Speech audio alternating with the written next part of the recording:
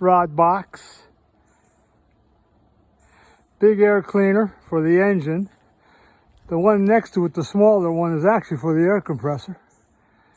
So these are 2-element units.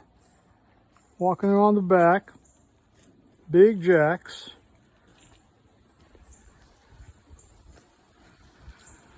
This is currently carrying 200 foot of drill pipe, 6-inch Searock hammer, an 8-inch ADM hammer, and a 20-foot stabilizer, which holds the hammer.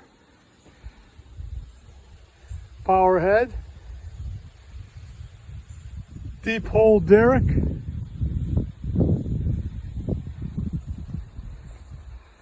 back there you see the drawworks, and we got a secondary winch, which is what I actually use all the time.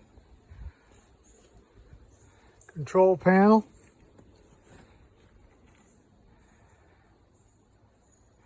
And I'll stop there and I'll continue with another video.